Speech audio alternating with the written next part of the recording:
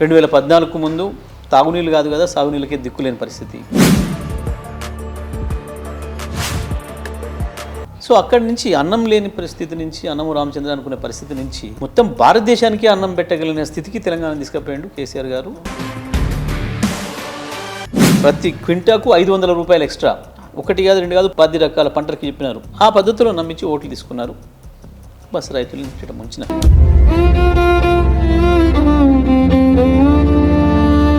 నిజంగానే పబ్లిక్కి ఇబ్బంది కలుగుతుందా చౌరస్తాలో, నల్గొండ క్లాక్ టవర్ చౌరస్తాలో? ఇవాళ ఈ జిల్లా మంత్రి వెంకరెడ్డి అంటూ ఏమన్నా ధర్నాలు చేసి డ్రామాలు చేసినా కూడా అక్కడనే చేసిండు.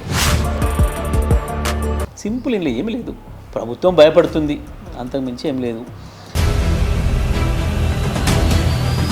పిడికడ మంది మీడియా పెట్టుబడిదారుల చేతుల్లో ఉన్న మీడియా ఏదైతుందో వాళ్ళ నలుగురిని పట్టుకున్నారు. సో ఆ రకంగా వీళ్ళకు ప్రజల్ని చూస్తే భయం అవుతుంది, మీడియాని చూస్తే భయం అవుతుంది.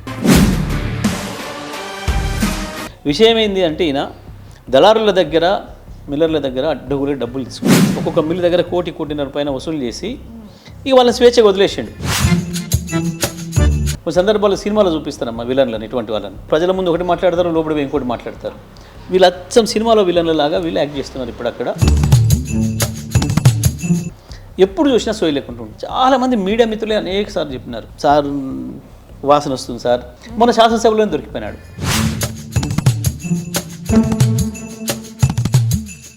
ఊళ్ళలో పోతే ప్రజలు మా వీపులు కొడుతున్నారు, నువ్వు ఏమైనా జల్సాలు చేసుకొని పొందుతావు, మేము వీపులు బల కొట్టుకోవాలని వాళ్ళ కార్యకర్తలు కూడా అడగబట్టి. అది చాలు కదా, చెప్పుదాం కొట్టమంటే అంతకుమించి ఏం కొట్టాలి? ఇంకా నిజంగానే చెప్పు తీసి కొట్టాలి వెంకరెడ్డిని.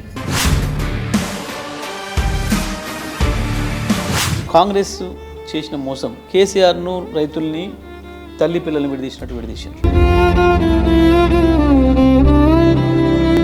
కేసీఆర్ ఇచ్చిన ఈ 7 బావు ఇవి గ్యారెంటీగా ఉంటాయి, ఇక వాడు అదనంగా ఇస్తానంటున్నాడు కదా, దీన్ని చూసొద్దామని చెప్పి అటుపోయినారు. పొరపాట్ల కేసీఆర్ గారిని వదిలి అసుట పోయినారు. కథ ఆ పాపానికి నట్టేట ముంచారు.